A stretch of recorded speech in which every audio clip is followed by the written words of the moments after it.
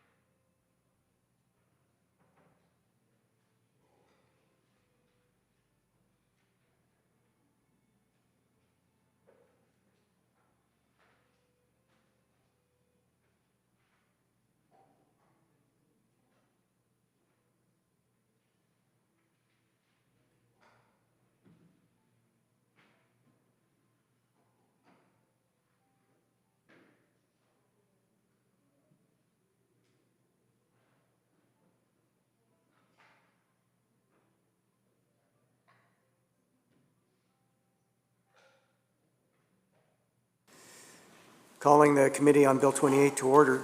Just a note for all the members in the chamber, don't leave. We have quorum. Just.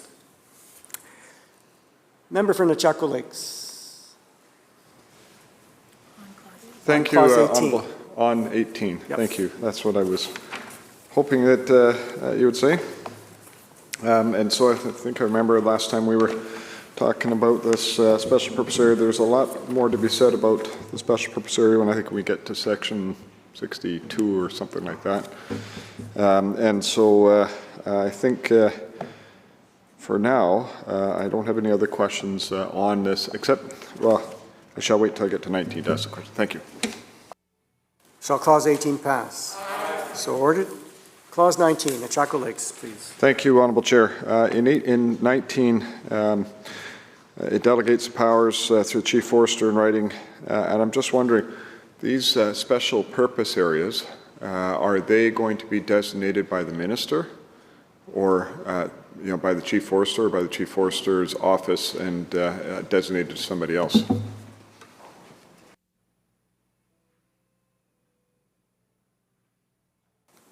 Minister. Thank you, Mr. Chair. They're designated by order in council. Member. Thank you, Honourable Chair. Perhaps the Minister could describe the process in which an area would be determined as to whether it should be designated as a special purpose area.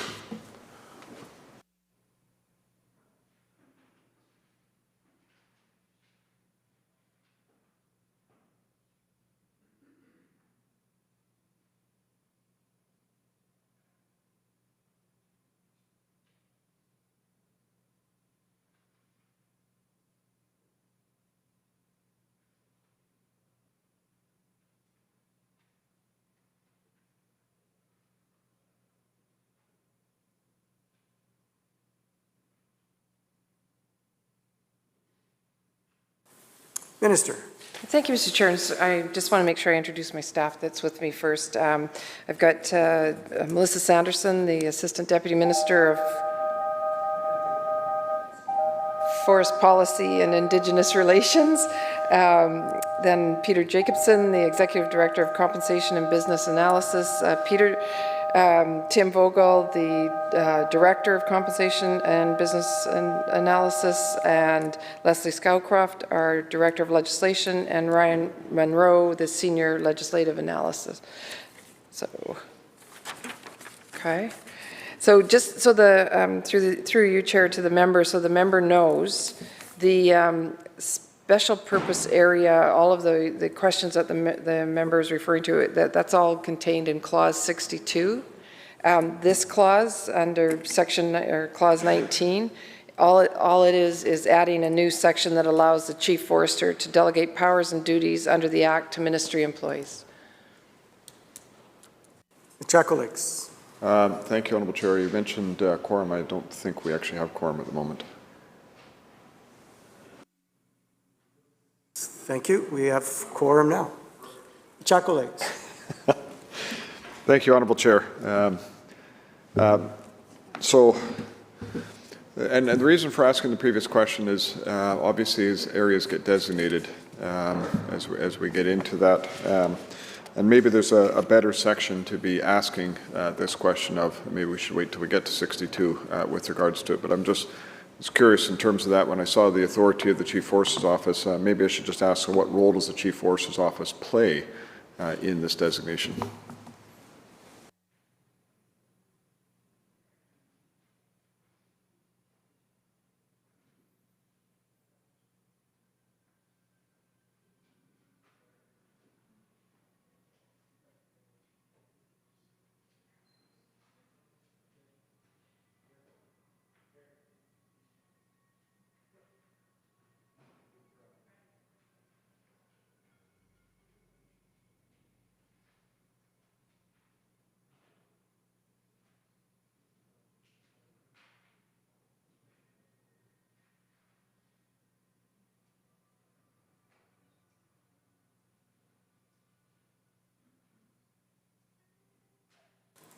Minister. Thank you, Mr. Chair. So through you to the member, the roles and responsibilities of the Chief Forester is all contained, around the special purpose area is all contained in Clause 62. So I'm not sure if the member caught that last time. And just as a result of these amendments, the Chief Forester, it'll give her, I can say her, or him, but in this case it's her, an expanded range of authority respecting special purposes areas and forest inventory requirements, and can delegate this authority to ministry employees to ensure efficiency. Chakulix. Thank you, Honourable Chair. And so with respect to that, the special purpose areas and the authorities given to the Chief Forest Office, the Chief Forest Office be required to undertake supply reviews or any other sort of components associated with that. And so I'm just trying to understand, and maybe that should be in 62 as well, but because the Chief Forester's Office is mentioned here, I thought I would ask these questions.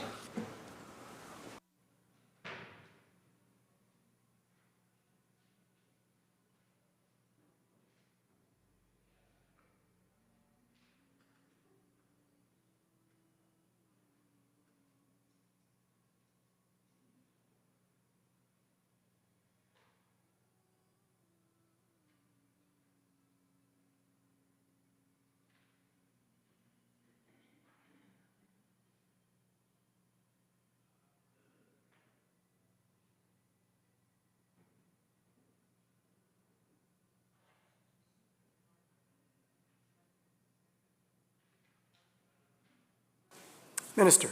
Thank you, Mr. Chair. And the roles and responsibilities that the Chief Forester has for special purposes areas, it's all covered under Clause 62.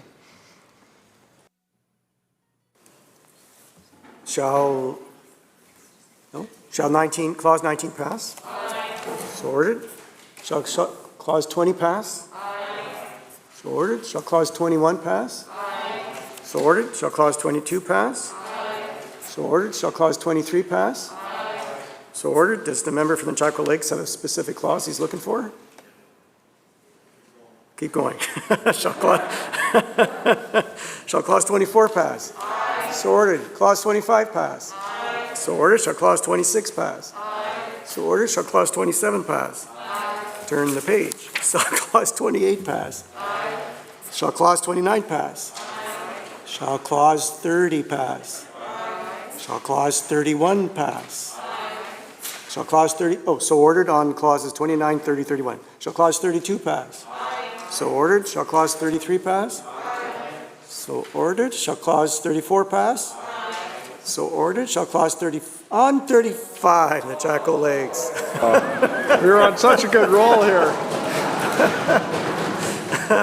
May I humbly request that if you do have a whole series next time, just let us know what they are. We could skip them. Thank you. I very much enjoy seeing the role of the Speaker extended to its fullest extent. Yes, You're doing such a great job, Mr. Speaker. I really do appreciate it. Or I should be saying Honourable Chair, sorry. In any case, sorry to the audience in the gallery here. We do have some questions that we do need to ask on this bill as we move forward on it. But I do appreciate the humour associated with it. So on Clause 35, in this section, 60, it says in this section, those 63 to 63.05, could the Minister provide exactly what these definitions are about in terms of combining annual level cut and base level annual cut?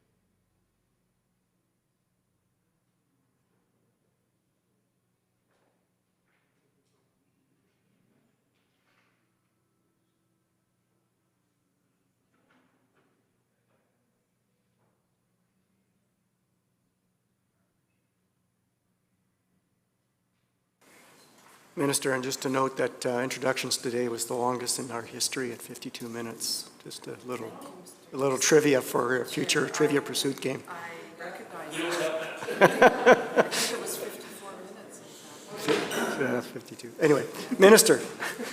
Thank you for the trivia. Very important. So this clause, it ensures that the meaning of words and expressions necessary for the efficient functioning of the amended forest license reduction model are clear, thereby making these provisions more accessible and transparent. Member. Thank you, and sorry I wasn't clear with my question the first time around. What I'm asking about, or what I'm curious about, is does the Minister or does the Minister determined what a base level annual level cut will be on the landscape, as well as if the Minister could explain the necessity for doing a combined annual allowable cut as opposed to how that would work with individual annual allowable cuts that have been allocated by the Minister.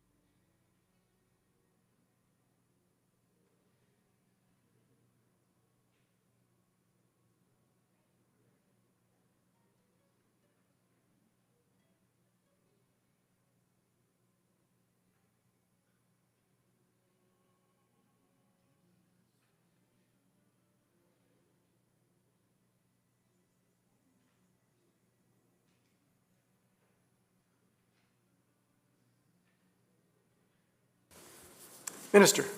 Thank you, Mr. Chair. So for base level AAC, it's an amount below which no license will be reduced. The new definition, it enables different base levels for different timber supply areas. The current definition only permits a single prescribed base level AAC, which is set at 10,001 cubic meters. This change will allow greater customization and reductions for licenses. Setting different base levels will enable government to support its goals for a diverse and competitive forest sector by protecting these license holders with smaller volumes, or those license holders with smaller volumes. And the combined AAC and combined AAC reduction are the total AAC and the total AAC reduction for a group of licenses, which support the new rules for how to distribute reductions to a group of licenses as if the group were a single license. Member. Thank you, Honourable Chair. And perhaps the Minister could explain, I understand the base level was talking about 10,000 cubic meters. And the point of asking the question was for the potential variability that you might have from one supply area to another, and how that treats all companies in the province fairly and equally.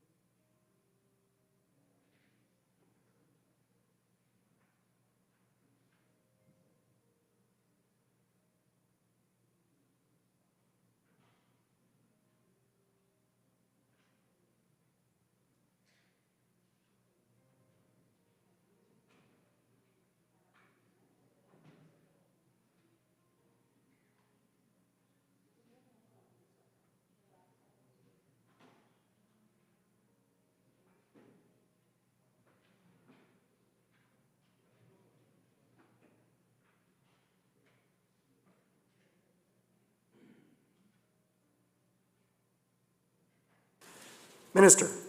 Thank you, Mr. Chair. So different TSAs have different operating environments, and it may make sense to have different base levels based on the circumstances around those environments. Jacko Lakes. Thank you, Honourable Chair.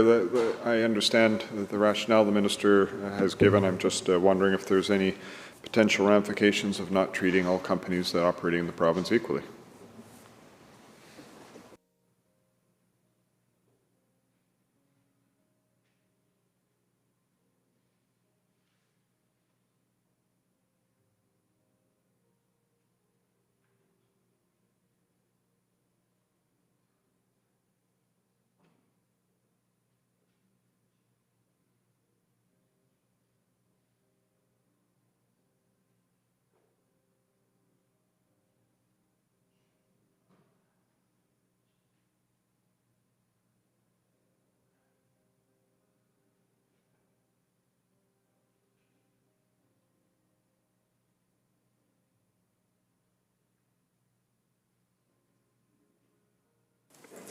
Minister. Thank you, Chair. So circumstances are different across the province, and this clause reflects that. Member. Thank you, Honourable Chair.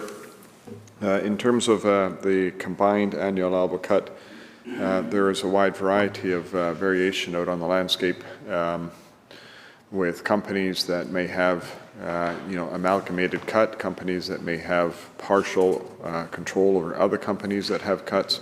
How will it be determined that the annual allowable cut for various entities should be combined?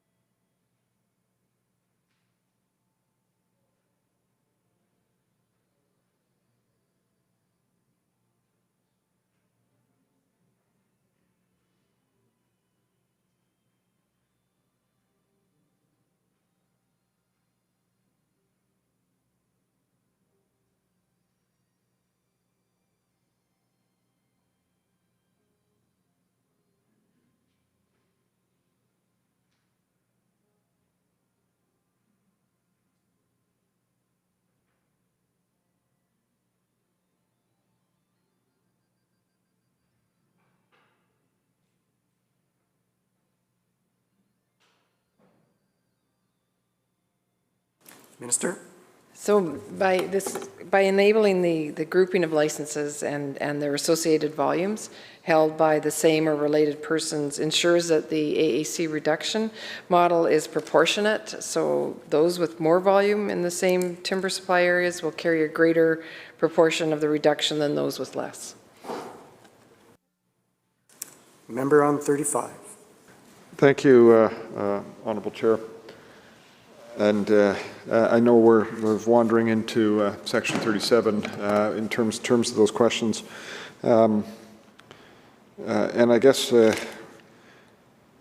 maybe I should wait till 37, but if it's appropriate for me to wait for 37 for this question, I will do that, but I'll ask it here associated with this, and I can re-ask it 2 sections down the road here if you'd like. And what I'm wondering about is when you have a license that may be a portion. And so, for example, you might have 3 companies that share a third interest in a particular license. And I'm just wondering how that gets amalgamated and each of those 3 companies may also have licenses within a particular area. And so I'm just wondering how it's determined, at what level it's determined that it needs to be amalgamated with a particular company. And like I say, if that's better under 37, let me know and I can re-ask the question under 37.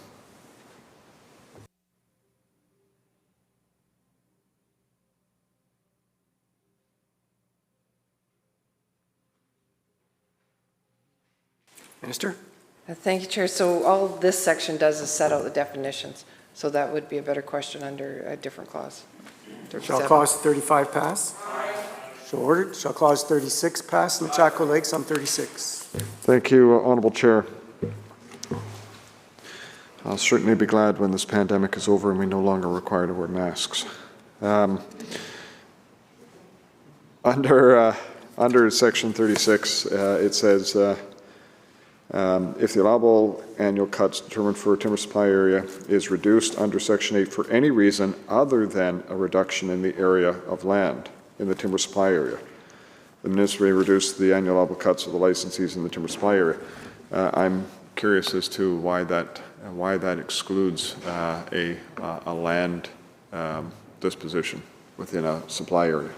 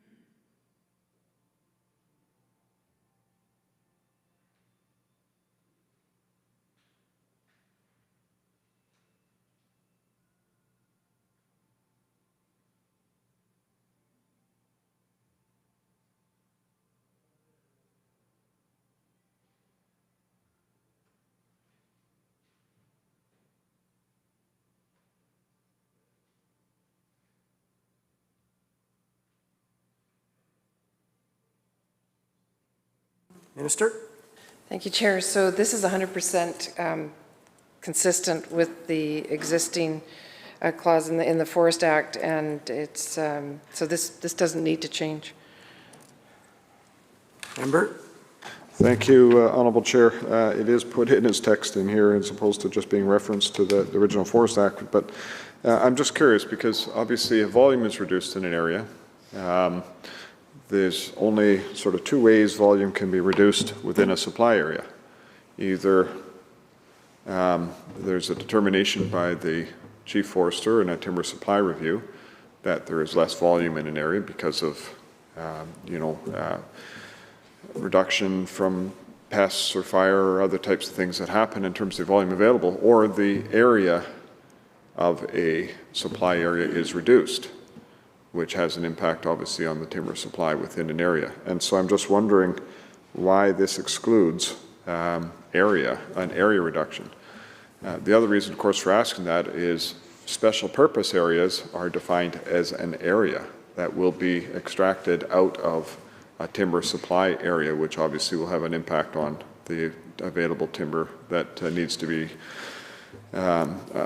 attributed to the various licensees. So I'm just wondering why this excludes area. It doesn't seem to make sense to me, so please help me understand what is trying to be done here or why that is included in here.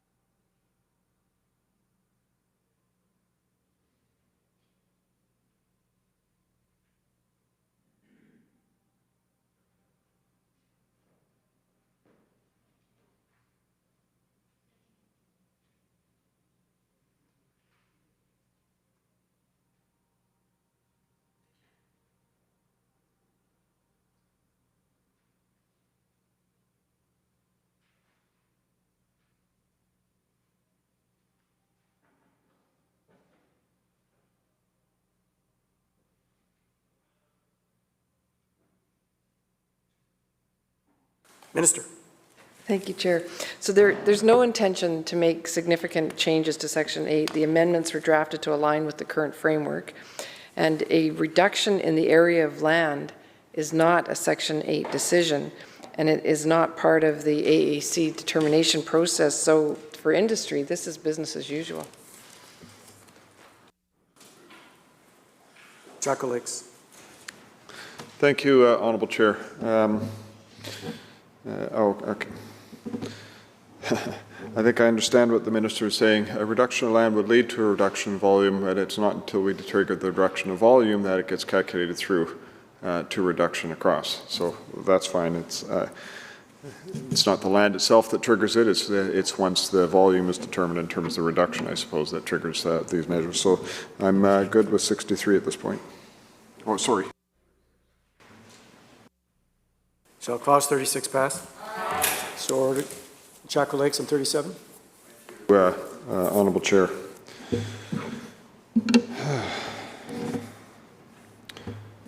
Sorry, I've been just dealing with, there's an active shooter in one of my communities, and fortunately they have apprehended the person. So just one of those little things that's going on outside of the legislature. So in section 37, or clause 37, I should say, it goes through, and once again, this is the issue of combining the licenses. And so I'll re-ask the question around how licenses that are held by more than one individual, how they are attributed to a combining, or are they left separate?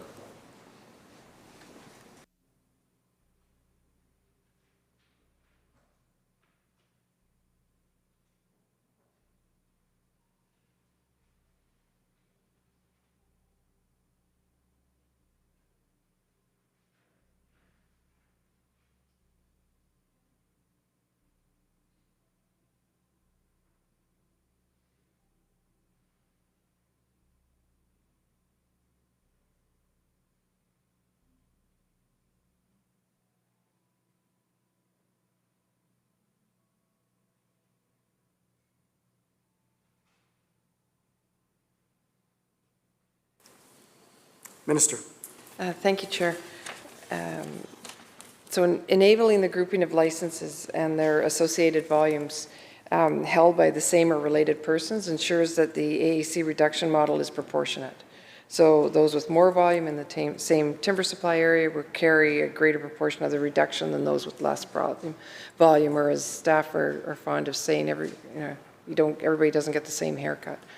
If you got more, you get a greater haircut. If you got less, you get less, because it works well. Member. Thank you, Honourable Chair. The forest sector, unfortunately, doesn't have a lot of hair left to cut. But regardless of that, my question is around, you do have cases where you have licenses that are held by different companies that are arm's length that share an interest within a particular supply cell. And if they're treated separately as a separate entity, that's fine. But at what threshold are those considered to be part of a larger entity? So I'll give you an example. If the minister had one license, and as opposition critic, I had another license, and as the third party, they had a license that all three of us had an interest in, an equal interest in, how would those end up being accounted for? Would that be a separate license? Would the 1/3 portion be combined with the minister? How would that look? And so that's what I'm trying to determine in the situation that would happen on a landscape. It's easy when you've got, if Canfor's got 3 licenses, they're obviously combined as one license and thought of that way. But when there is interactions between other companies and how those interactions work on the landscape can kind of confuse the situation, which is why I'm trying to determine how that would be handled.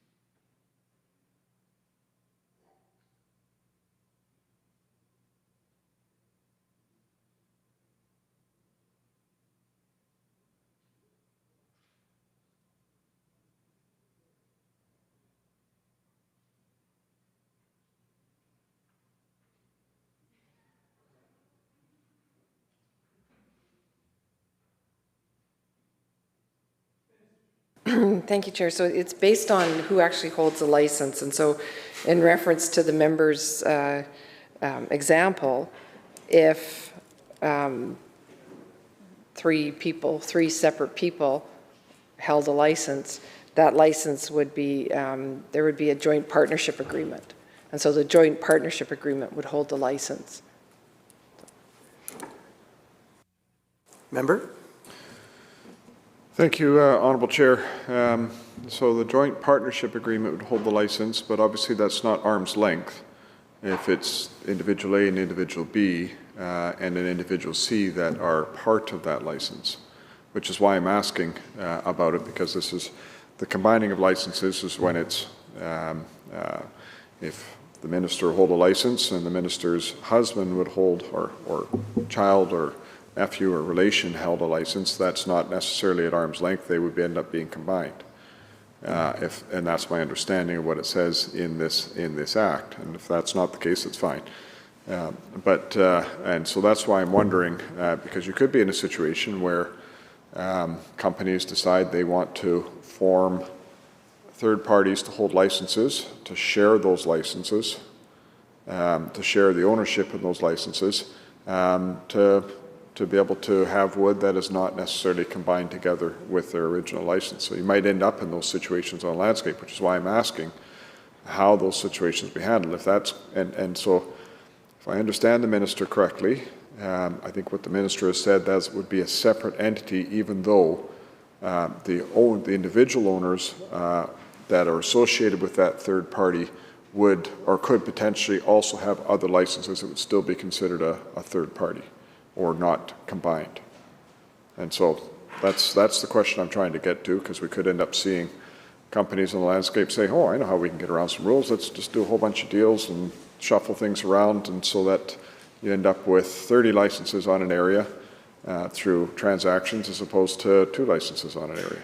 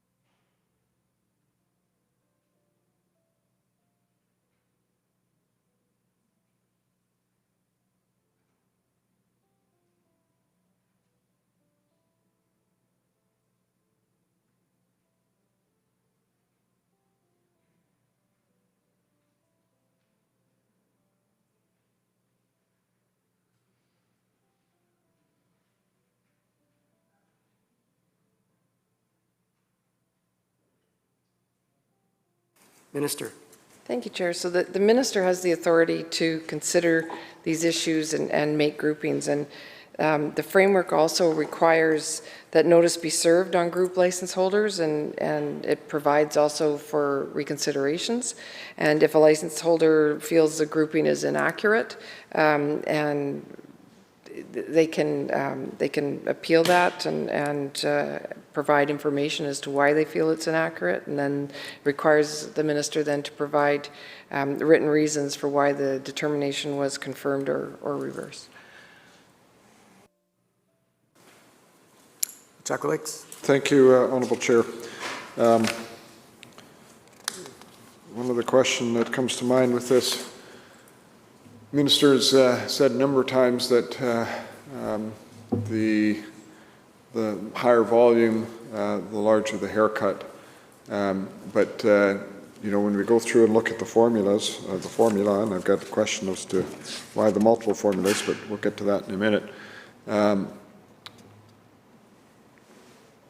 Maybe the minister can help me understand. So if we've got somebody that's got 1 million cubic meters and somebody that's got 100,000 cubic meters, and there is a 20% reduction, and the base level is 10,000 cubic meters, there would still be a 20,000 or 20% reduction to whether you had 1 million or whether you had 100,000, because both would still be above the 10% or the 10,000 cubic meter limit.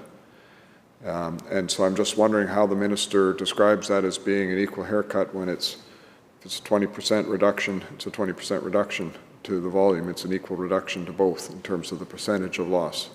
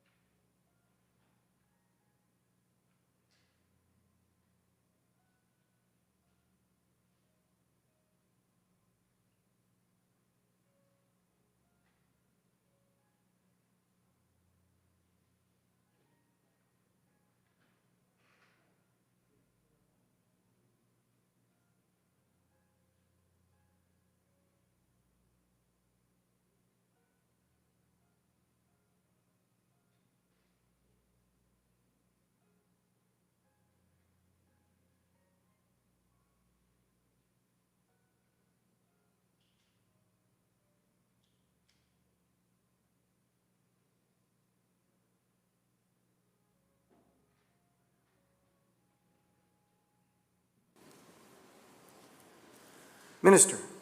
The rule for groupings is about the base level AAC, and make sure people are not subdividing licenses to evade this fair approach.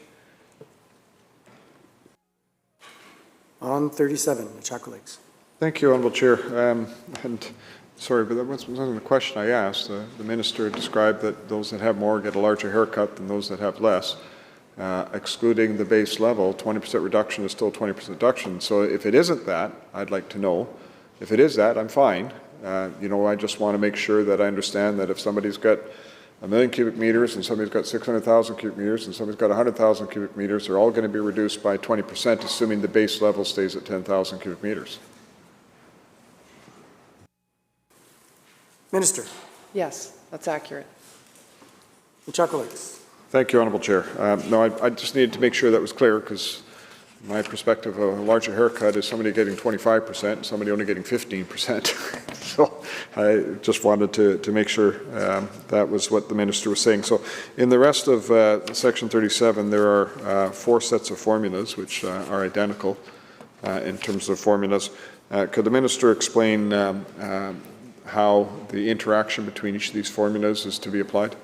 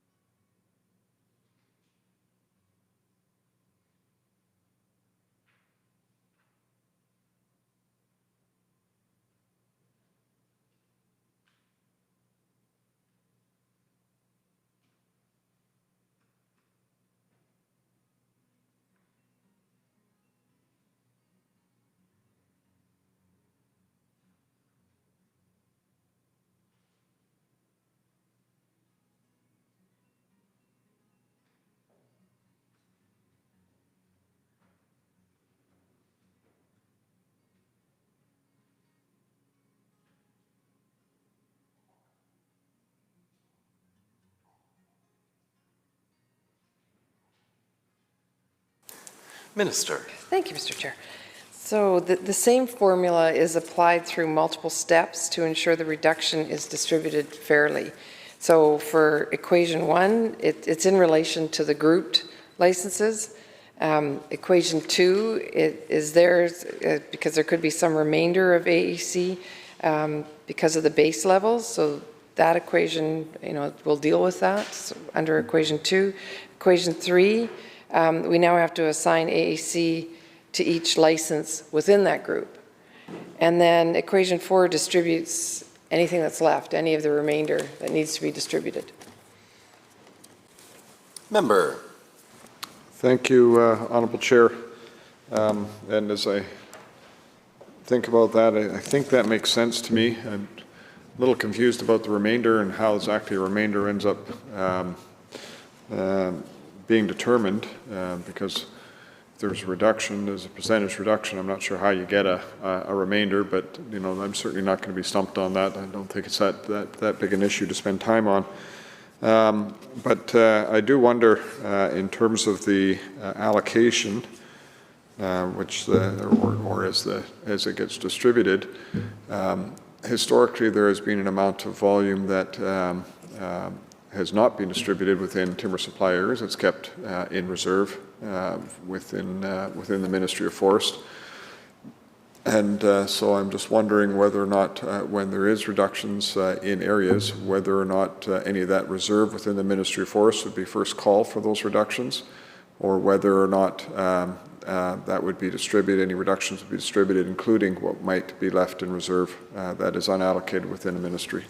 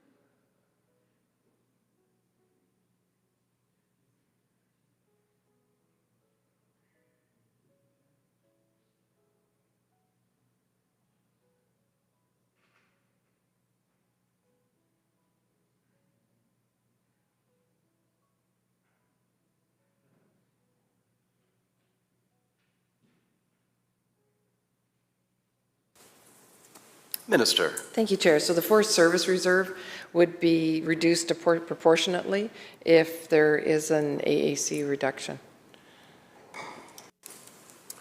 Member. Okay, thank you, Honourable Chair. I think I understand that. Just request a short recess. This committee will be in recess. Thank you.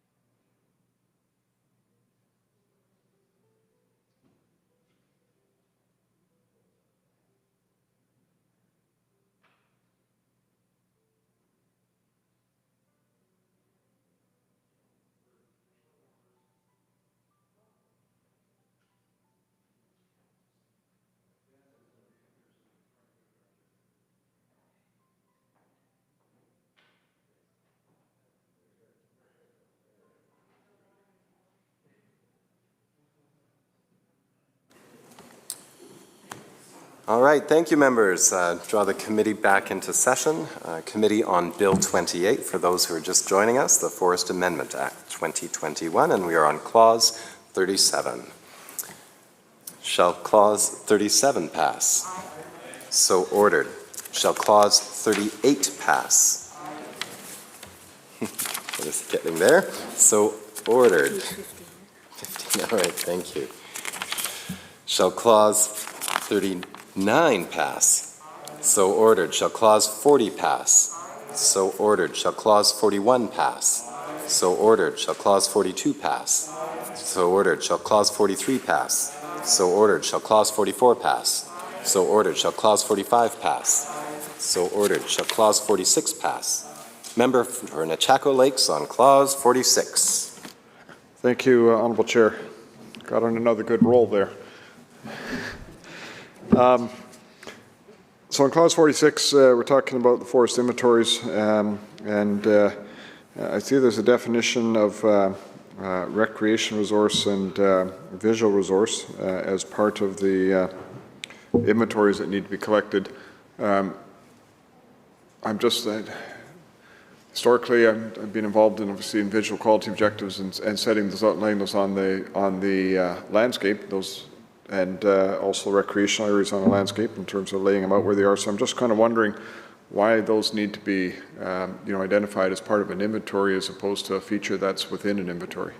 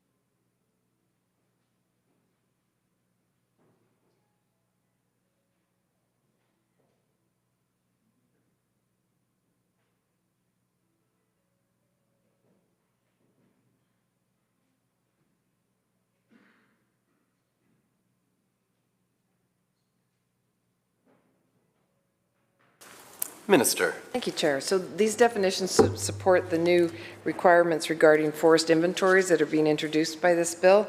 So with recreation resources, they provide information about the other ways humans use the landscape, and it informs decision-making regarding retention buffers and retention or buffers and mitigation of impact to other users. And the visual resources, that this provides information about scenic areas and viewscapes that are valued by the public, and informs decision-making regarding retention and timber supply. Member. Thank you, Honourable Chair. In terms of recreation, so there are official recreation areas such as trails and hiking paths, these types of things. Of course, there are many unofficial recreation utilizations of areas. Some people go into areas for backcountry skiing, they go into areas, using their snowmobile or whatever the case may be. And at what level of are we talking about in terms of recreational opportunities within an inventory that need to be identified? And as the minister said, potentially buffered to prevent the degradation of those recreation areas. Obviously, if there's, people's walking paths or whatever else that may go through an area, if they get a lot of those sort of things out there, it could end up taking over the entire area of that's required to be inventoried if you're talking about a woodlot license or a community forest, these types of things. So I'm just wondering at what level of inventory or what level of recreation is considered that needs to be part of an inventory.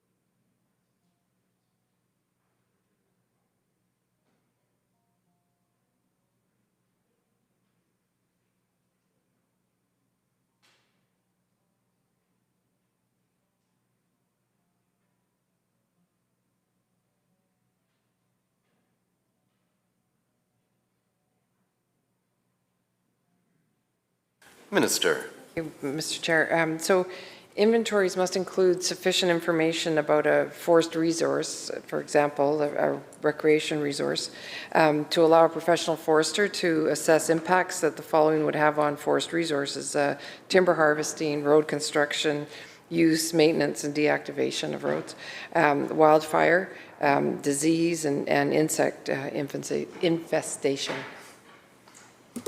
Member. Thank you, Honourable Chair. I understand that in terms of the values and components that need to be looked at in terms of inventory. But what I'm wondering about is when it comes to recreation, there's lots of different levels of recreation, whether it's official trails for, a snowmobile club or, for example, the community forest in Burns Lake that's got mountain bike trails, et cetera. It's all part of how it does its business and identified. But then there's lots of unofficial utilization of trails, and I'm just wondering if there is a definition the minister can provide as to what constitutes a recreational area.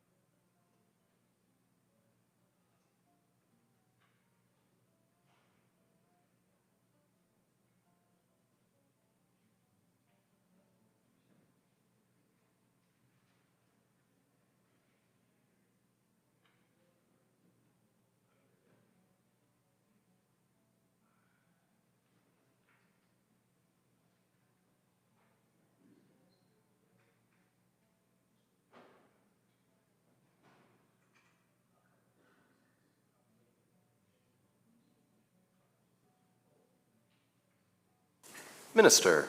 Thank you, Chair. So the recreation resource has actually the same meaning as it does in FERPA, in the FERPA bill. So it's includes a recreation feature, a scenic or wilderness feature or setting that has recreational significance or value, or a recreation facility, and it's also a recreation feature, means a biological, physical, cultural, or historic feature that has recreational significance or value. Member. Thank you, Honourable Chair. We, through closure, forced through the Bill 23, which of course has the definitions of forest landscape areas. And in those definitions are community values and First Nation values. Are inventories required to line up and match with those values that will be identified as part of a forest landscape plan?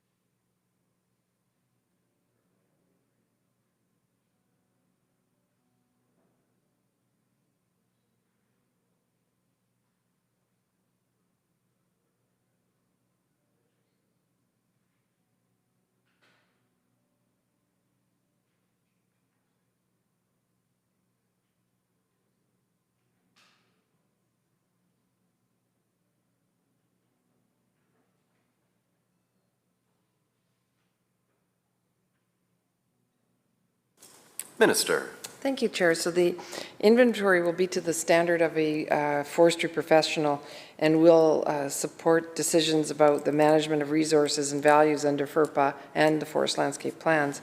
So this information will allow us to make more informed decisions, and it's actually something we don't have the ability right now to get that information to make those informed decisions. And this clause will help us to be able to do that. Member. Thank you. And I think what the minister is trying to say is that the inventory will drive the FLA, not FLA drive the inventory. And so FLA being the forest landscape areas or forest landscape plans, I should say, FLPs. Okay, if that's the relationship, that's fine. It says here that in the section pre-existing license means a license that's in effect on January 1st, 2020, and then the holder of a license on January 1st, 2022 must prepare an inventory of each forest resource by no later than 2 years the date of the area-based license is entered into. I guess the question I've got around there is pre-existing inventories. So if an inventory was done 20 years ago, or 4 years ago, or 10 years ago, whatever the number may be, is there still a requirement to do a new inventory, or is that just or is this just saying that an inventory has to be in place from an existing time period?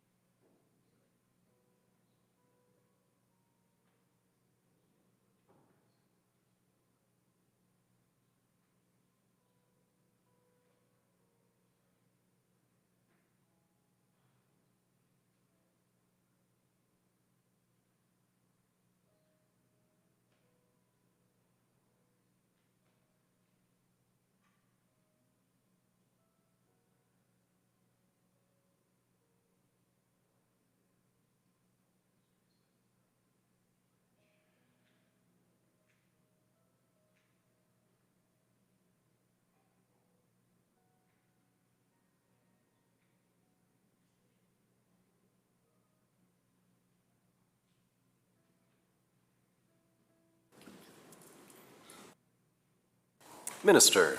Thank you, Chair. So this provides that the holder of an area-based license entered into after January 1st, 2022 must prepare a forest inventory that is up to the new standards no later than 2 years after the date the license is entered into. So there's a 2-year grace period.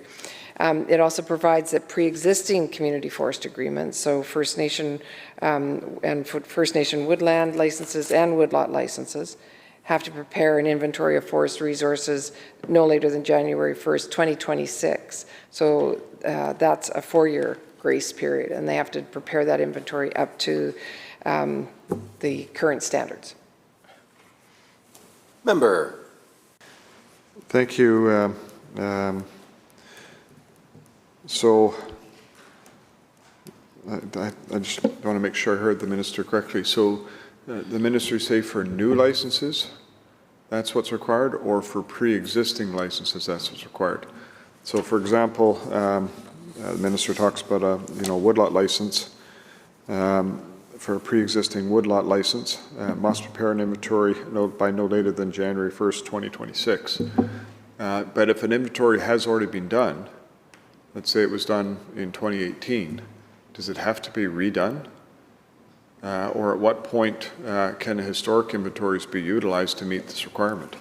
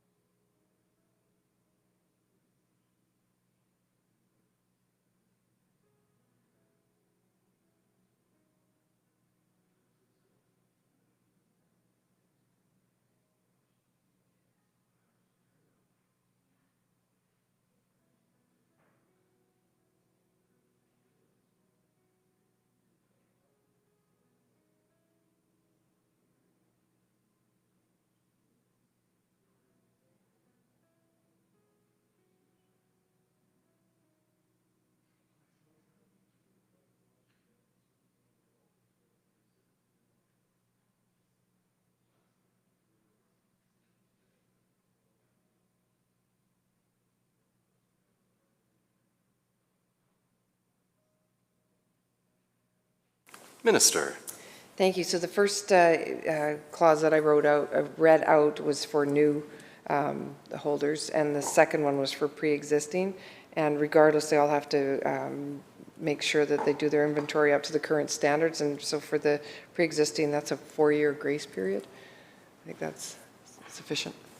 Member. Thank you, Honourable Chair. So if I heard that right, the hundreds of woodlot license owners around the province are going to be required to do a new inventory, regardless of what date they have done a previous inventory, at a cost of whatever it is, probably $35,000 to do a new inventory. Not to mention the challenge of finding professionals that are available to be able to do that kind of inventory work when there's lots of other inventory work that is going to need to be done around the province. So if I can just ask the minister to confirm that is the case.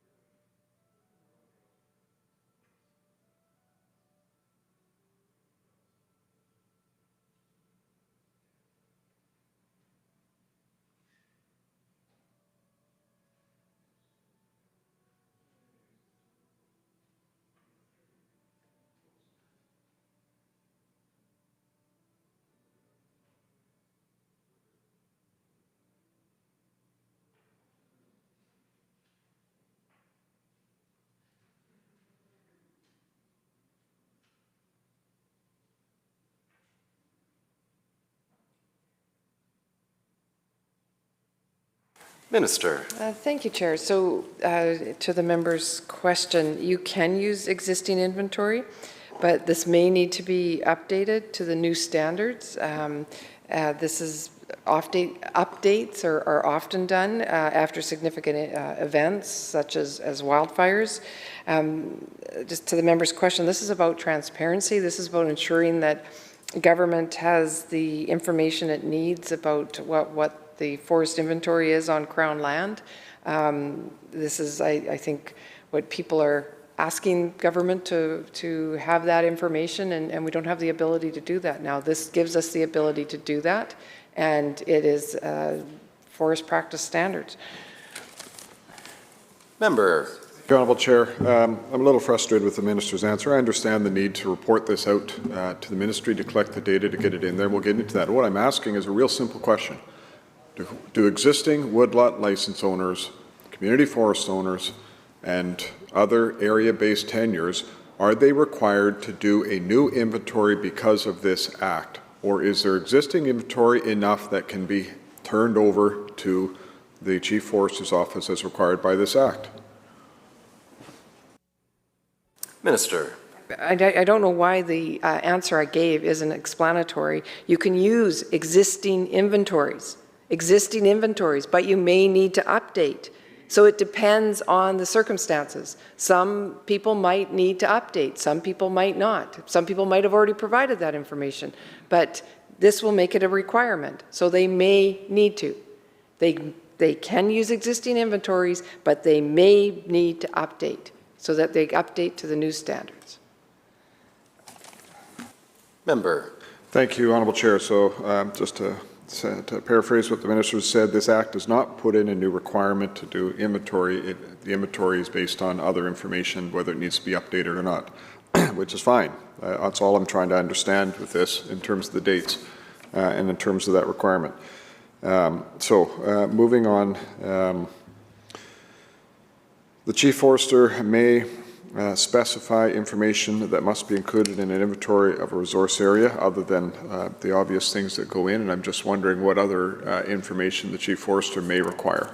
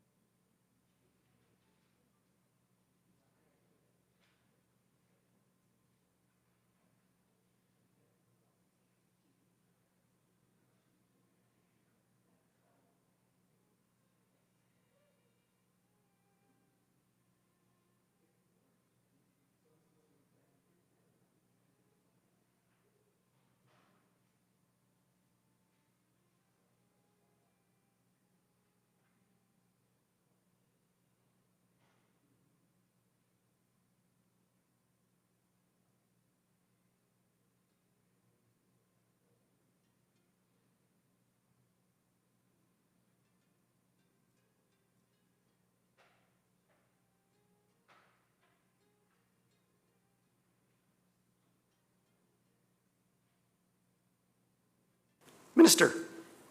Examples the chief forester may ask for information about are things like stand height, stand age, site index.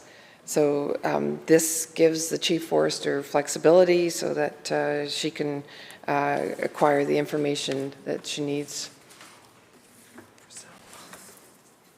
Member. Thank you, Honourable Chair. With the requirement, if inventories need to be updated around this, and then let's say a license holder does a new inventory, and then their land base or a portion of their land base is taken away under a special purpose area, will they be compensated for that requirement for collecting and gathering this information as part of compensation associated with loss of their tenure or a portion of the tenure? And they second, well, I'll ask that question if the Minister wants one other question under that section that I would like to ask is also in terms of the data that's required to be submitted. It says that the information and records under the section must be submitted in the form and manner specified by the Chief Forester. There are, obviously different types of data sets, different types of formats for creating the data and utilizing the data. And so I'm just wondering if there is a standardized, if the Chief Forester is going to set some sort of standardized data, it's a format for the data to be retrieved in, and if the format if it's a paper copy, that's fine, because then obviously then gets inputted into a new system, but if it's digital, that could get pretty complex. So that's why I'm asking about that as well.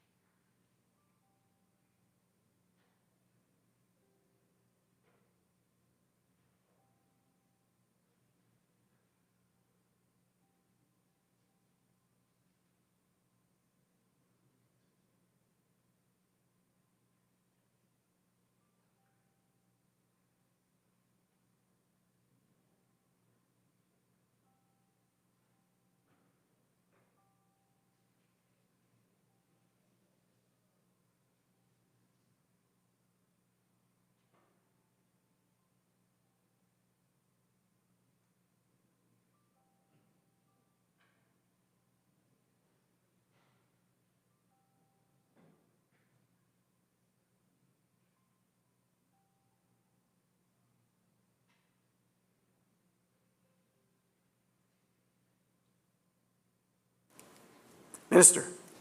Thank you, Chair. So stumpage reflects the inventory costs and will be considered as part of the compensation framework.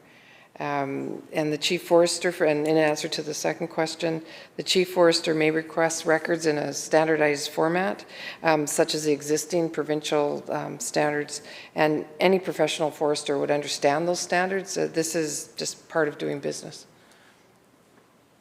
Shall Clause 46 pass? Aye. So ordered. Shall Clause 47 pass? Just a second, on 46. Up to 62? Shall clauses 47 through 61 pass? Aye. So ordered. Shall clause 62 pass? Nechako Lakes on 62. Thank you, Honourable Chair. With regards to special purpose areas and the process here, for the record, I'd like to have the Minister describe the reason for wanting to designate special purpose areas.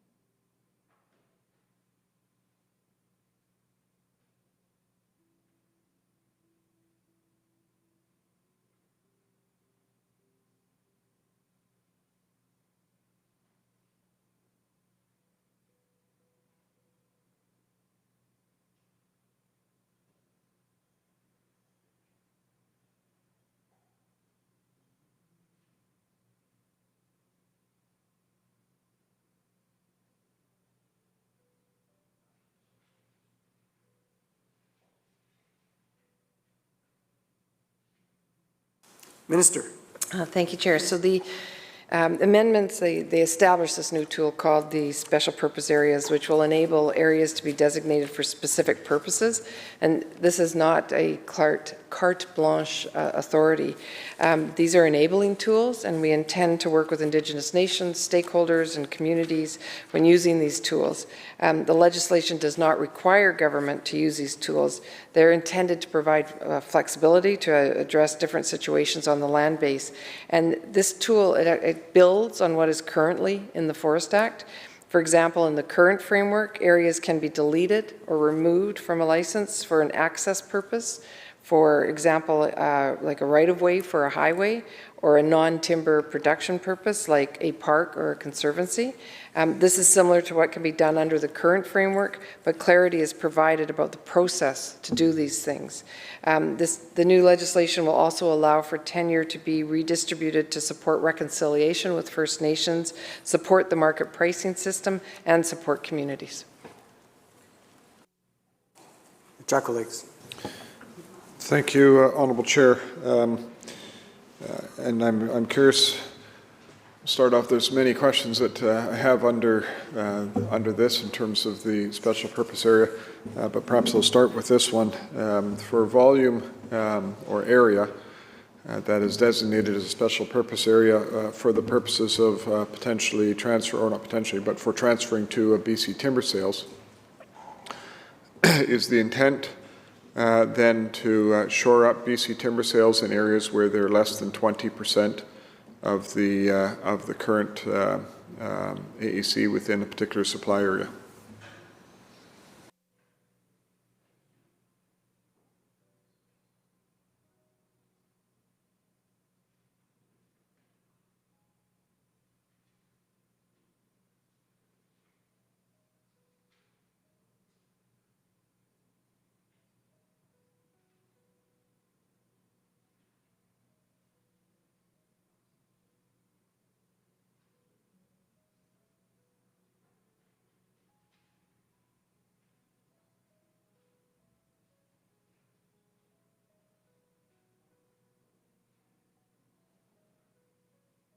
Minister. Yes, it could be. Member. Thank you. So in the areas where we have below 20%, or actually maybe I should just do one clarification. Is it possible that special purpose areas could also be designated and transferred to BC Timber Sales in areas where BC Timber Sales already has 20% or more of the cut within a supply area?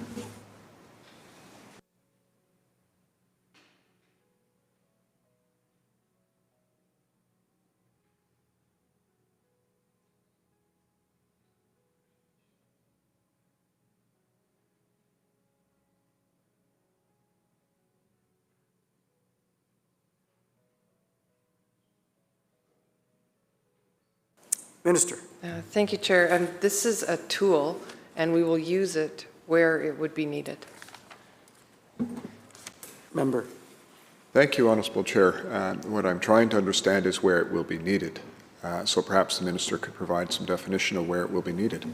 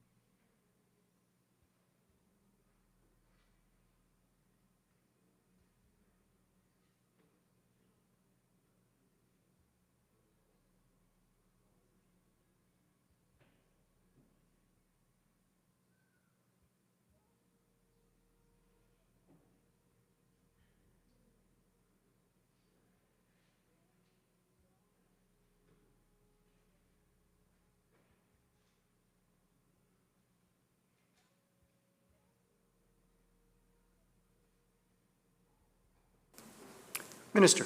Thank you, Chair. So BCTS requires 20% of the AAC in the interior and the coast to support the market pricing system. This will be a consideration of cabinet before using this tool. Member. Thank you, Honourable Chair. My understanding in the briefing of this tool is that the special purpose area could be used to target specific volume, specific types of stands, whether that be a type of wood or a certain value of wood that could be targeted as a special purpose area.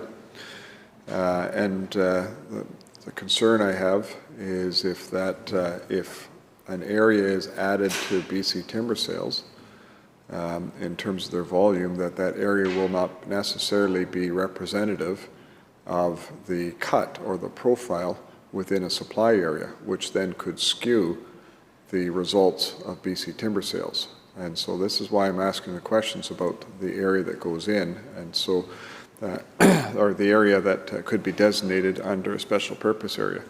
And so the question to the Minister is when special purpose areas are designed or laid out or considered, will they be reflective of the profile of a supply area when they are going into something like BC timber sales, or will there be other factors that determine what the boundary of a special purpose area may be?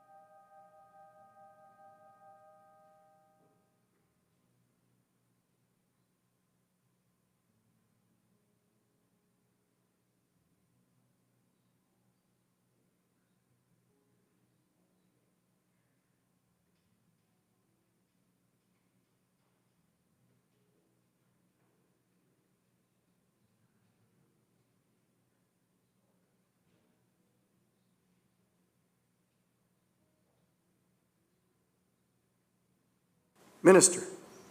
Thank you, Chair. So an analysis could be undertaken to determine what types and characteristics are needed to support BCTF and BCTS and the market pricing system.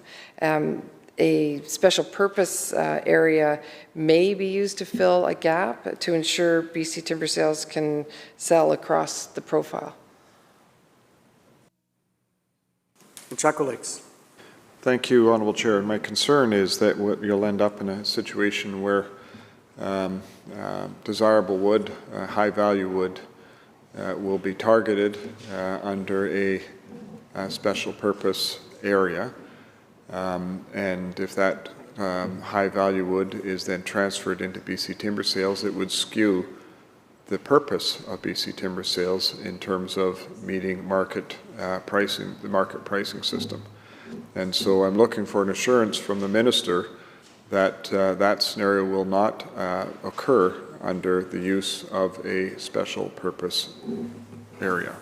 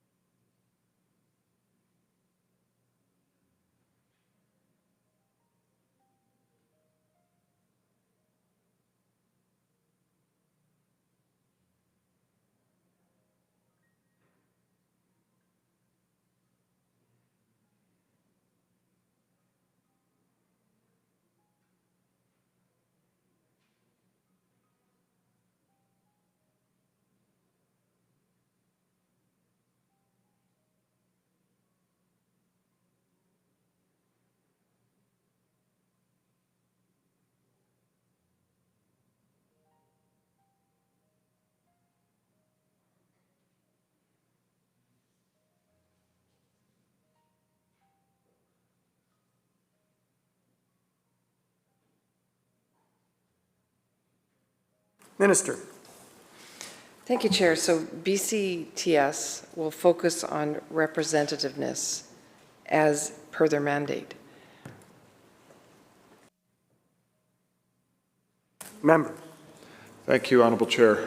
We could save a lot of time if the Minister would actually answer a question. I asked whether or not that scenario is possible to be moved in and whether the Minister would assure the House that the special purpose area will not be used to take high-value volume and move it into a BC timber sales without that consideration of the balance.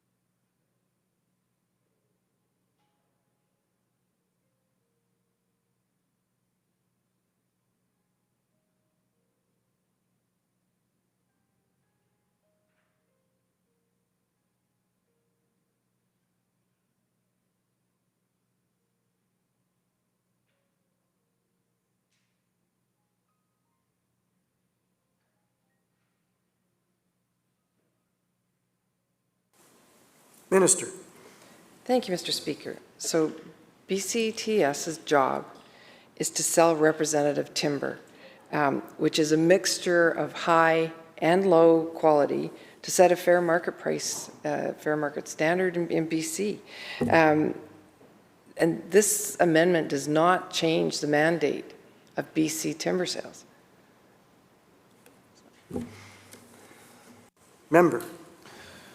Thank you. I don't know why the minister can't just simply say, no, it won't, as opposed to going through that, but that's fine.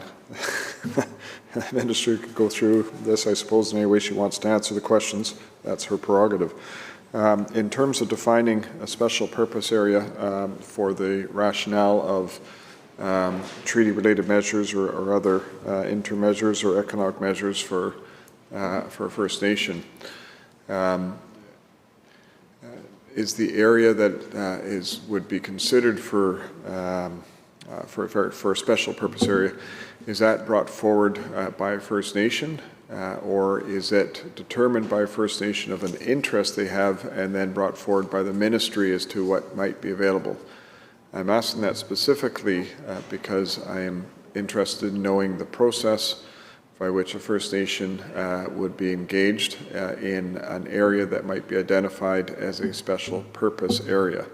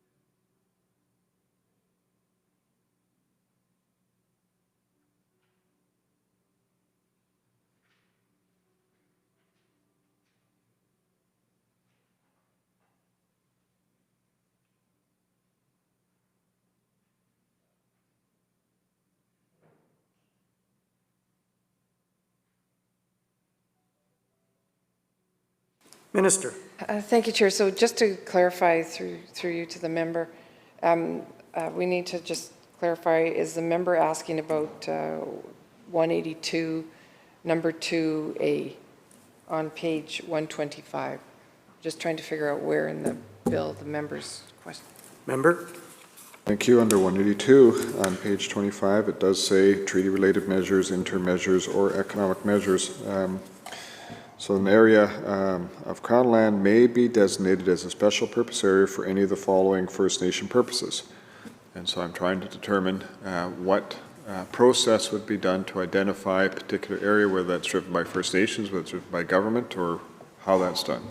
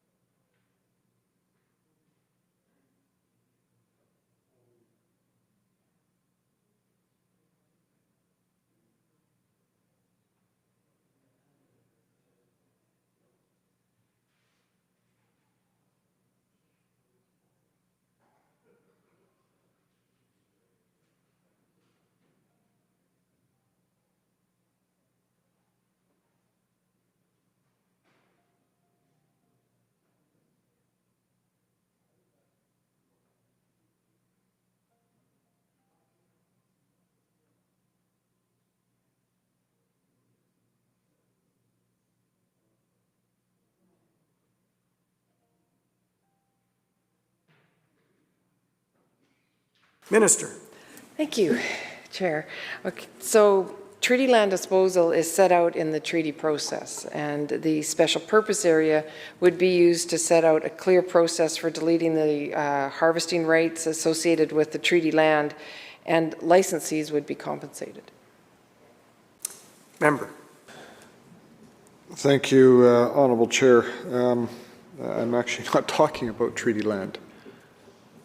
The section talks about disposal of fee simple interest in Crown land to a First Nation for the purposes of treaty-related measures, interim measures, or economic measures. And I'm asking how that area would be identified, whether it is the First Nation that comes forward, or whether it is the Crown that comes forward, or what process would be undertaken.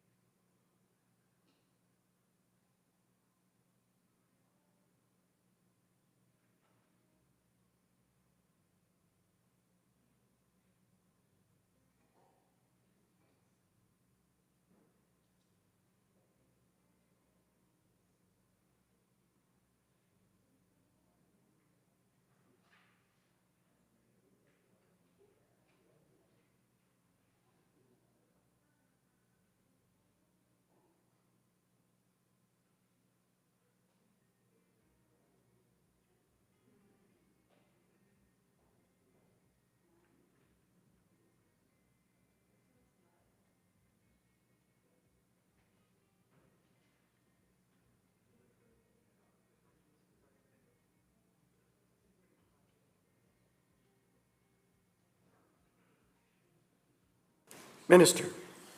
Chair. So we have government-to-government discussions with Indigenous nations rights and title holders right across the province. And if an area is identified, this provides a tool to halt harvesting while discussions are underway. It's a transition tool, and it's a time for information to be gathered, information that's required to inform a cabinet decision. Chakalix. Thank you, Honourable Chair. These special purpose areas have the potential to impact on area-based tenures, such as a community forest or a tree farm license or a woodlot. Where there is a significant impact, such as a woodlot or a community forest, is there any intention or any consideration given to finding a different area for the woodlot or a community forest to keep them whole, or are they just going to be basically dissolved or gone or reduced to whatever size is remaining?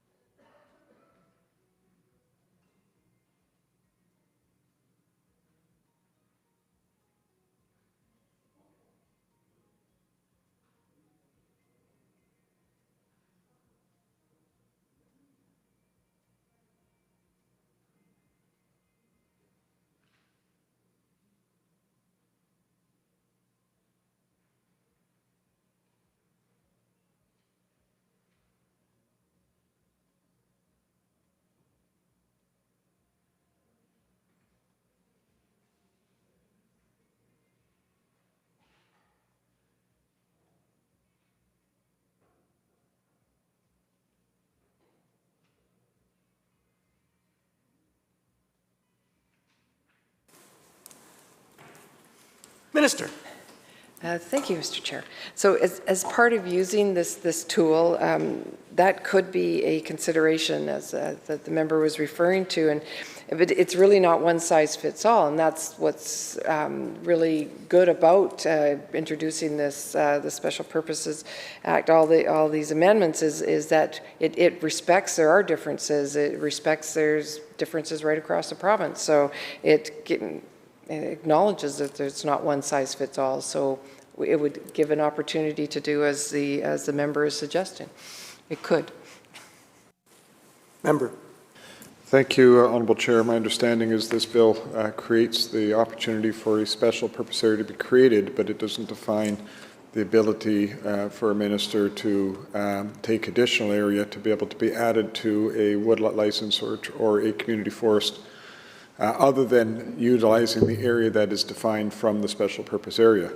So if I understand what the minister has just said, it is possible that a special purpose area could be used to take away area from a woodlot license or community area, only to also be used to add area back into a community forest or woodlot area. I believe that's what the minister has just said with that, but you know, I guess that's the way it is. If the minister, if that's not accurate, the minister can correct me as I go on to another question.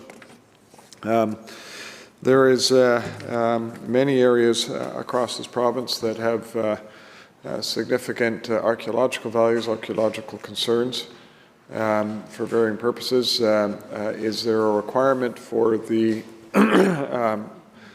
for archaeological overview assessments to be done prior to a area being designated as a special purpose area? Thank you, member, for the question. And while the minister is considering her answer, I am leaving now to be replaced by the Deputy Speaker. And this is my opportunity to say thank you, members, for a great committee stage and a great 2021 in the chair with you and all the other members of the Legislative Assembly. It's been a privilege. I wish you all a very good Christmas and a Happy New Year and safe travels after today.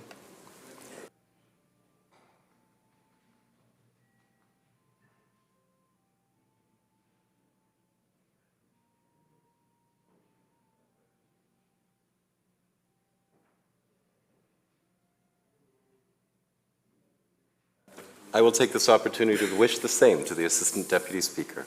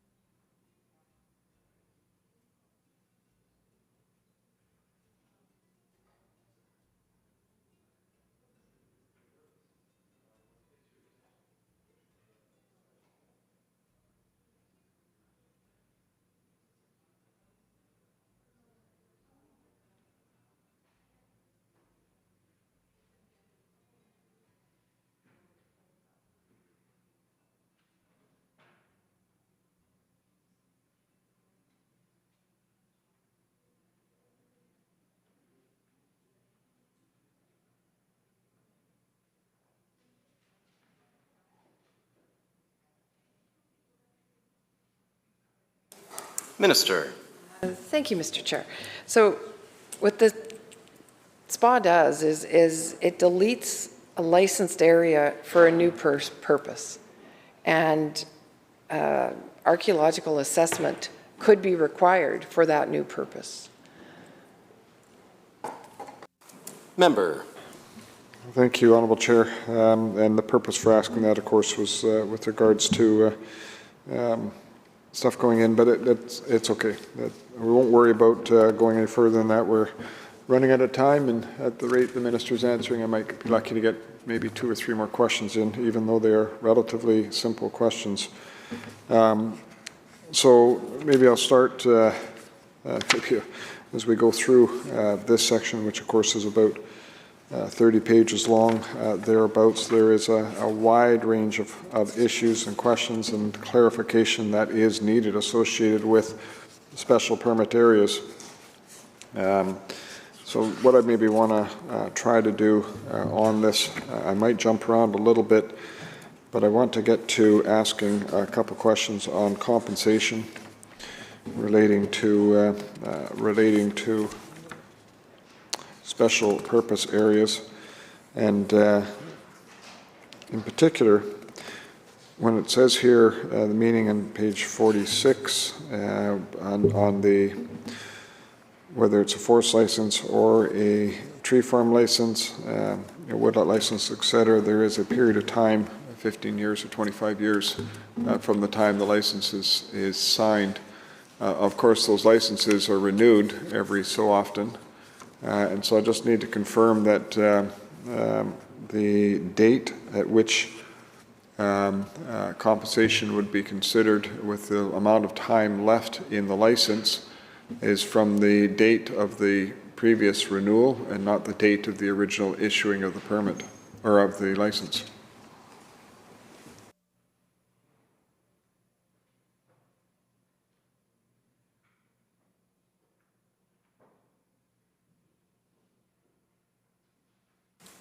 Minister. Thank you, Mr. Chair. Could we just get a clarification on the section, please?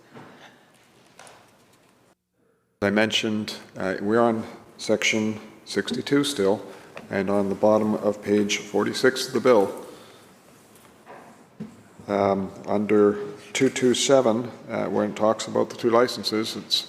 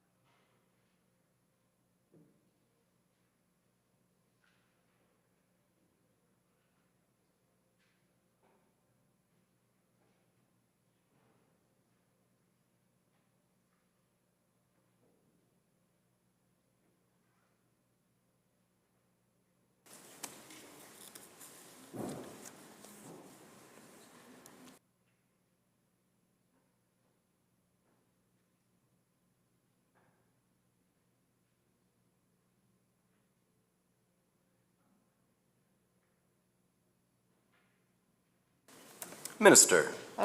Thank you, Mr. Chair, and through you to the member. This is actually an existing provision in the Act, so in relation to a license, the deletion period is a specified period of time during which a deletion or reduction that results in excess of 5% of the AAC at the beginning of the deletion period must be compensated. Essentially, the 5% acts as a threshold above which compensation is owed. There is a separate 5% amount in relation to an access purpose and a separate 5% amount in relation to non-timber harvesting purposes. For forest licenses, the deletion period is 15 years. For specified area-based tenures, tree farm licenses, community forest agreements, First Nations woodland licenses, the deletion period is 25 years. The deletion periods are calculated from the date of the original issuance of the license and are not refreshed when the license is replaced. Member. Thank you, Honourable Chair. In terms of the costs associated when we look at the meaning of net income, and this is referring to page 47, where net income equals revenues minus costs. If the minister could just confirm that the costs are associated with wood that would be coming to the wood that would be coming to market, and not necessarily the historic costs associated with a particular, whether it's a tree farm license or whether it is forest inventory, whatever, or forest volume-based license or woodlot license. Sorry, got disrupted by the bells. What I'm trying to ask is the formula that's laid out here is net income equals revenues minus costs. Is the cost component for what it would cost to take the wood through to sales, take a timber through to sales, or does it also include historic costs such as inventory work or other types of things that would have been associated with maintaining the license and making sure that you could be putting operational plans, et cetera, in place?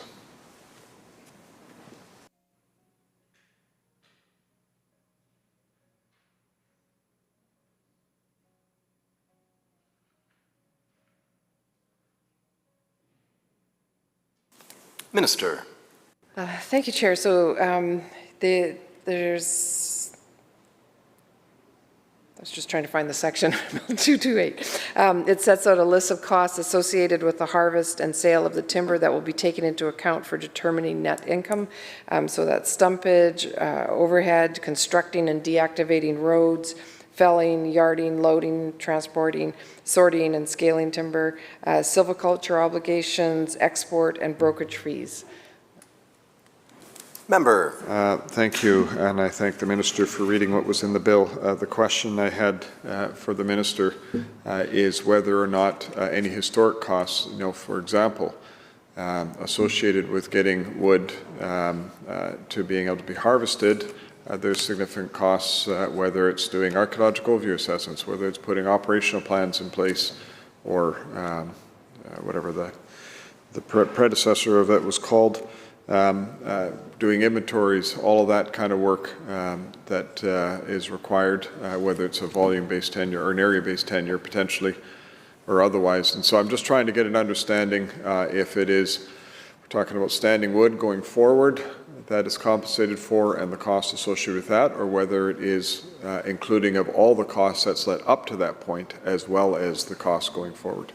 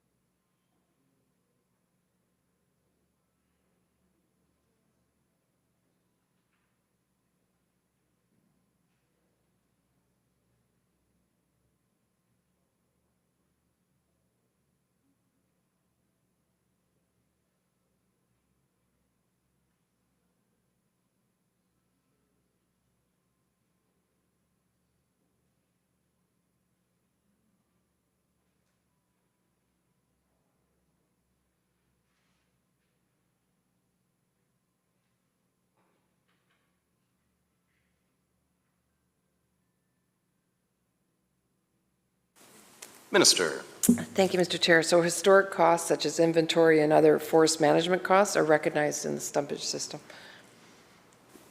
Member. To recognize where?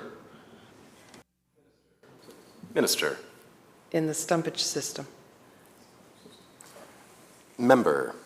Thank you, Honourable Chair. Could the Minister explain why the change to how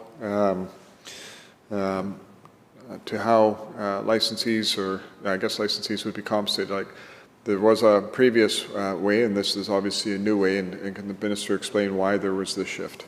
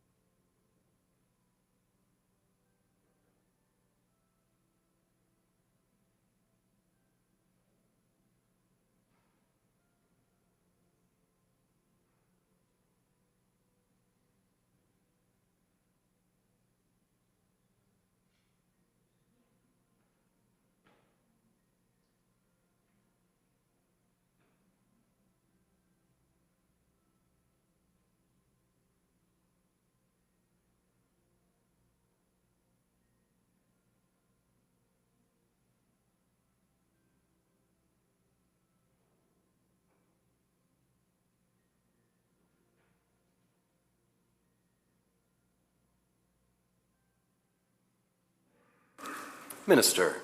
Thank you, Chair.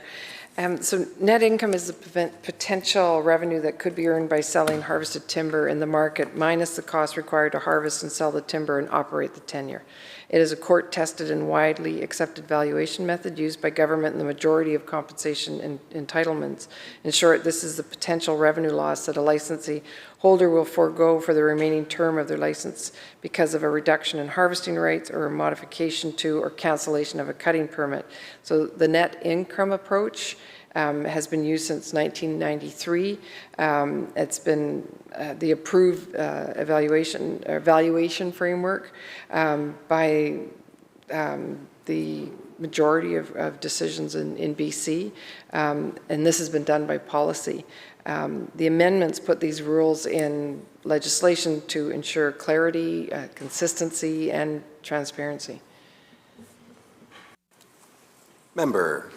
Thank you, Honourable Chair, and thank the Minister for that answer.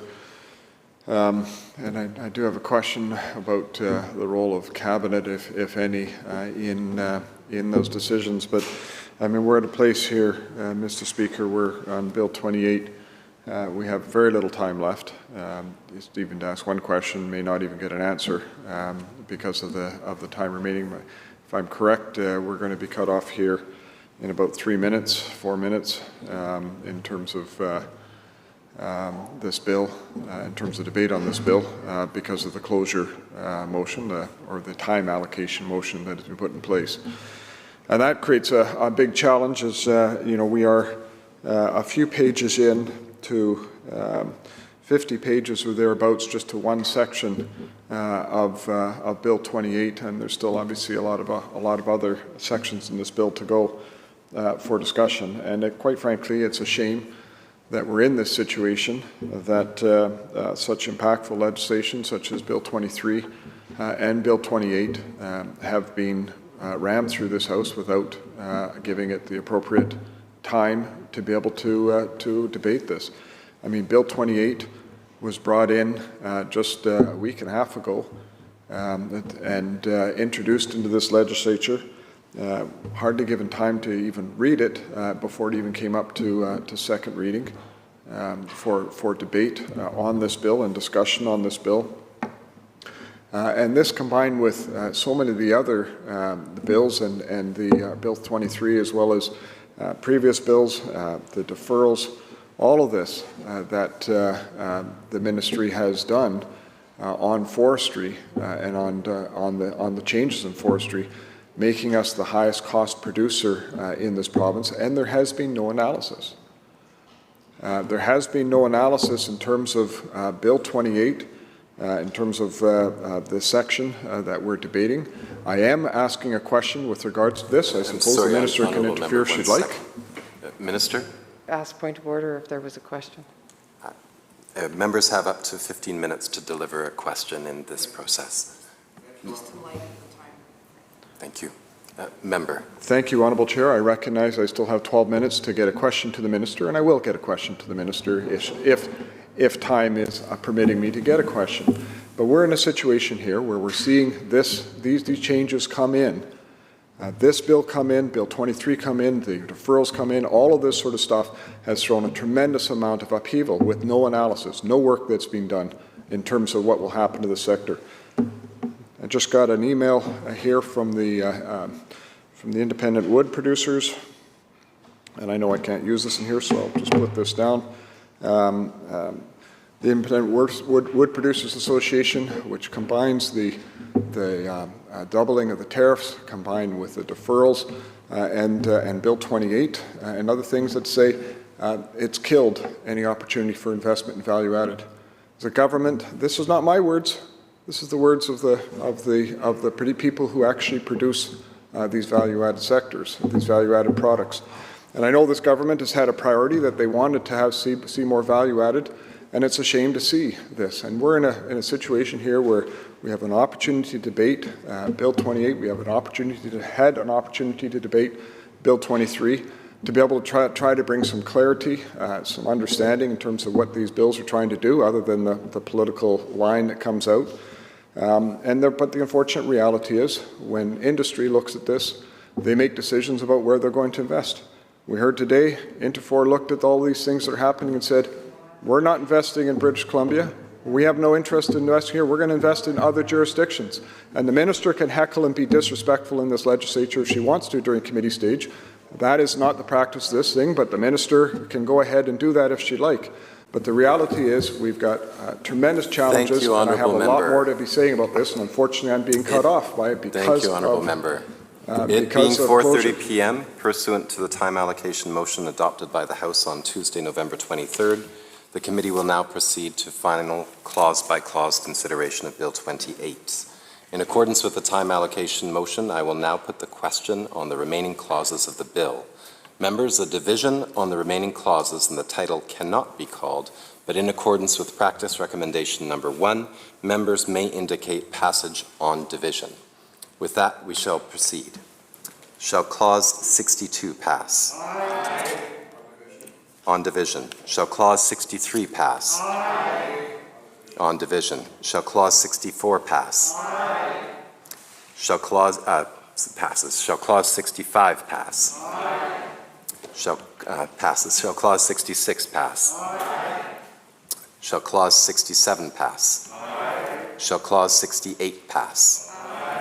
Shall Clause 69 pass? Aye. Shall Clause 70 pass? Aye. Shall Clause 71 pass? Aye. Shall Clause 72 pass? Aye. Shall Clause 73 pass? Aye. Shall Clause 74 pass? Aye. Shall Clause 75 pass? Aye. Shall the title pass? Aye. So ordered. Minister.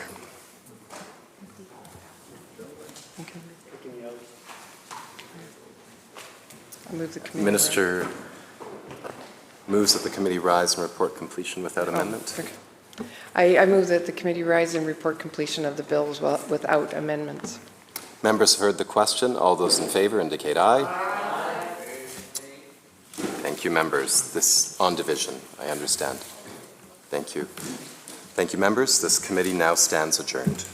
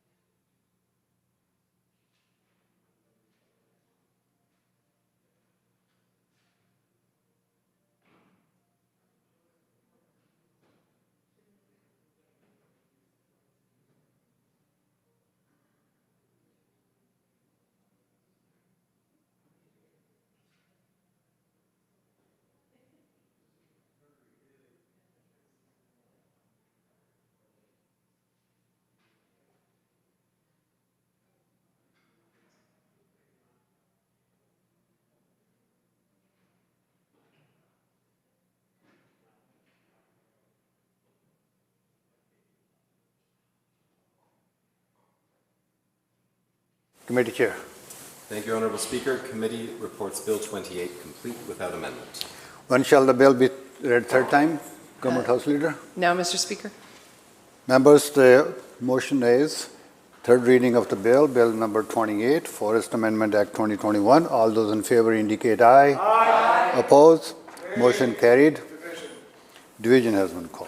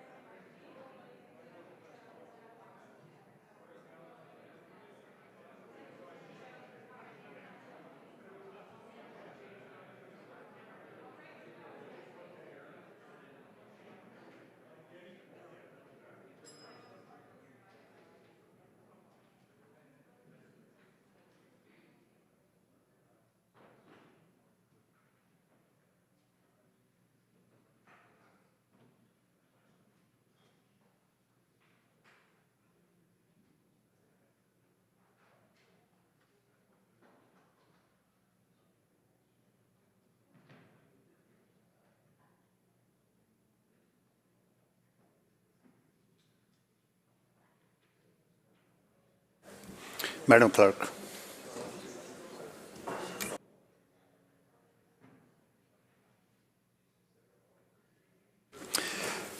Members, the question is third reading of Bill 28, Forest Amendment Act 2021. All those in favor, please indicate or rise.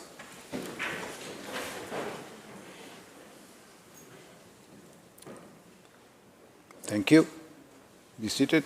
All those who are against, please rise or indicate.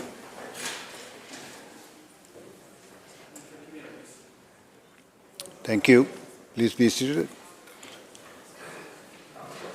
Madam Clerk. Sorry, Mr. Clerk.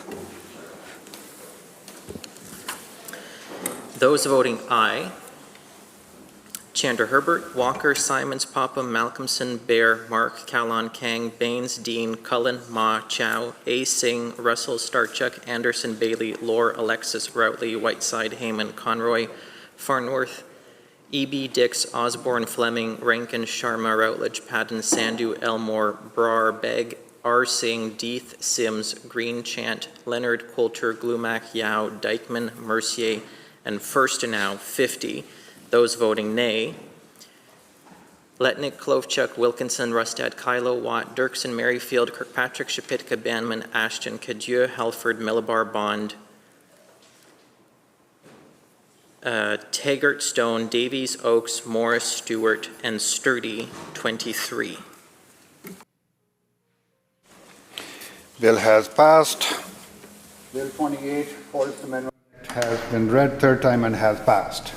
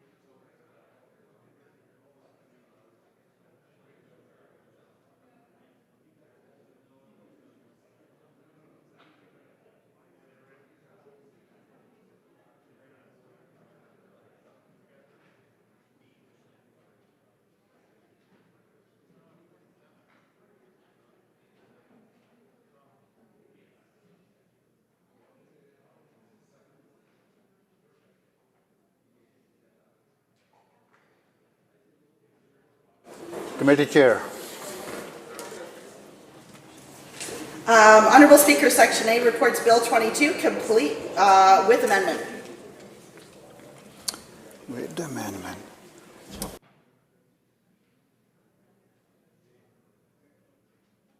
When shall the bill be considered as reported, Government House Leader? Now. Members, the question is third reading of the bill. All those in favor indicate aye. Aye. Those who oppose indicate nay. Ayes have it. Division has been called.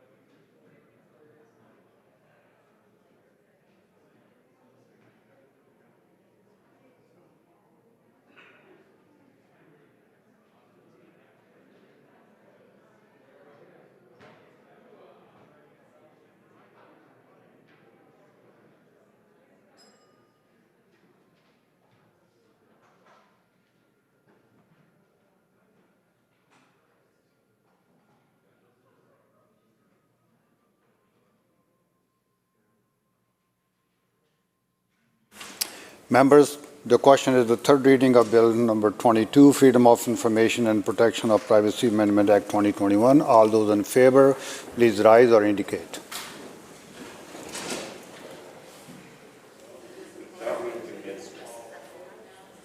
Thank you. Be seated. Those who are opposed, please rise or indicate. Thank you, and be seated. Mr. Clerk.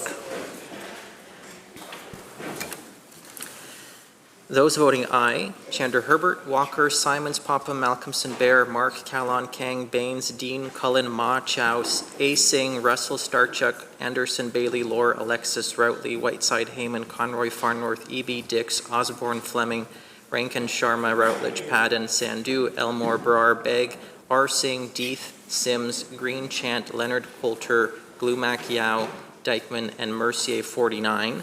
Those voting nay, Letnick, Klovchuk, Wilkinson, Rustad, Kylo, Watt, Dirksen, Merrifield, Kirkpatrick, Shapitka, Banman, Ashton, Cadieux, Helford, Millibar, Bond, Taggart, Stone, Davies, Oakes, Morris, Stewart, Sturdy, and Firstenow, 24.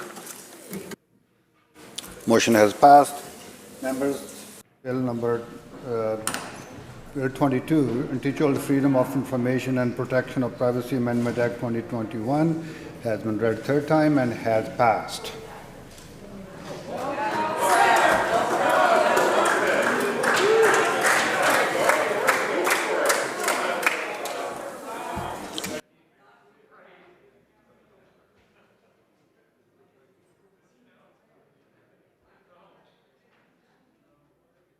Member, just to let you know, Mr. Administrator is not in the precinct.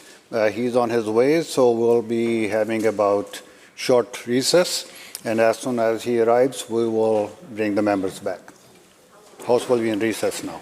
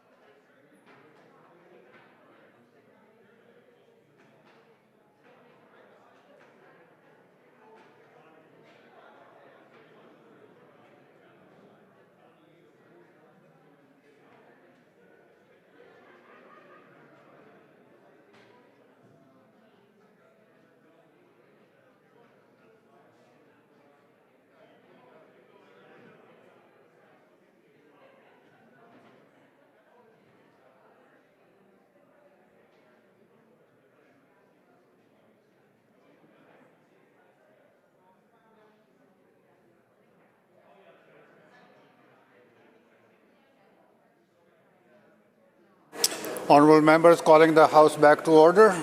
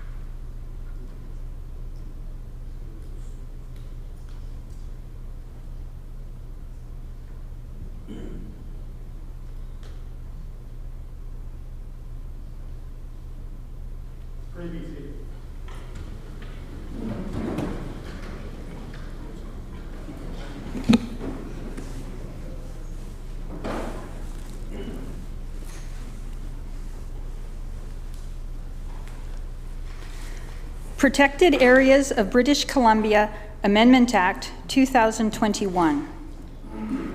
Human Rights Code Amendment Act 2021. Access to Services COVID-19 Act. Freedom of Information and Protection of Privacy Amendment Act 2021. Forest Statutes Amendment Act 2021. Environmental Management Amendment Act 2021. Education Statutes Amendment Act 2021. Municipal Affairs Statutes Amendment Act Number 2, 2021. Election Amendment Act 2021. Forest Amendment Act 2021. Interpretation Amendment Act 2021. Attorney General Statutes Amendment Act 2021. In Her Majesty's name, His Honour the Administrator doth assent to these acts. Thank you. I may say a few words of welcome from my office of Chief Justice of British Columbia and Administrator for the province. It's good, if I may say, to be back. And it's good to see all of you back. And I can see that you've been very, very busy. Congratulations. And that's just as it should be. We face significant challenges these days, and it's good for all British Columbians to know that our Legislative Assembly is busy at work, advancing the interests of British Columbians in these challenging times. So thank you so much on behalf of the citizens of this province for the work that you do. And some of these bills, I've read them in advance, are very important and meaningful in our work and journey towards reconciliation. So in particular, in respect of that, I say thank you.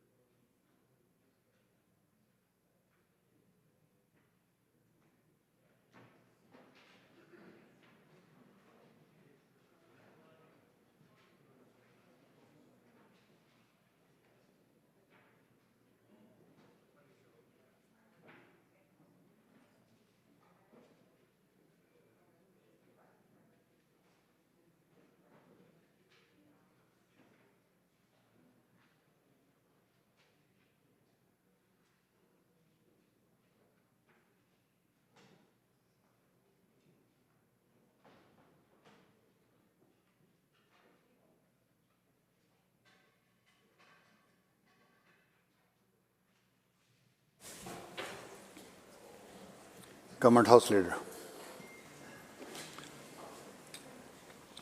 Thank you, Honourable Speaker.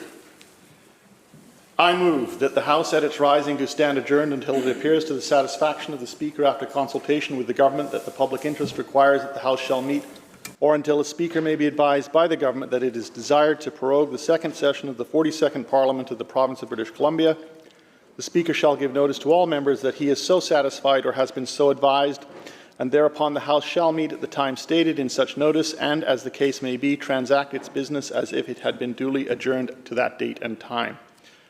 That, by agreement of the Speaker and the House leaders of each recognized caucus, the location of sittings and means of conducting sittings of this House may be altered if required due to an emergency situation or public health measures, and that such agreement constitute the authorization of the House to proceed in the manner agreed to. The Speaker shall give notice to all members of the agreement and shall table it for it to be printed in the votes and proceedings of the House at the next sitting. That in the event of the Speaker being unable to act owing to illness or other cause, the Deputy Speaker shall act in his stead for the purpose of this order. In the event that the Deputy Speaker being unable to act owing to illness or other cause, the Deputy Chair of the Committee of the Whole shall act in his stead for the purpose of this order. And in the event that the Deputy Chair of the Committee of the Whole being unable to act owing to illness or other cause, another member designated collectively by this House, by the House leaders of each recognized caucus, shall act in her stead for the purpose of this order. Member, you heard the motion, the question. All those in favor indicate aye. Aye. Opposed? Motion carried. Government House Leader. Thank you, Honourable Speaker. Before I do the final motion, just to remind all members to clean out their desks so that our hardworking staff do not have to do that. As our mother said, clean up your room. And with that, Honourable Speaker, I wish everybody a happy, healthy journey home. We will see you all in February. Happy holidays, Merry Christmas, Happy Hanukkah, Happy Diwali. Have a safe time. And with that, I move the House to now adjourn. Member, you heard the motion. All those in favor indicate aye. Aye. Opposed? Motion carried. I would also like to say to all members, thank you so much for your support and your cooperation, and wish you all the best during the holiday seasons. Have a wonderful, safe journey back home. Have fun with your families, and looking forward to seeing you back in February. All the best. And this House stands adjourned now until further notice.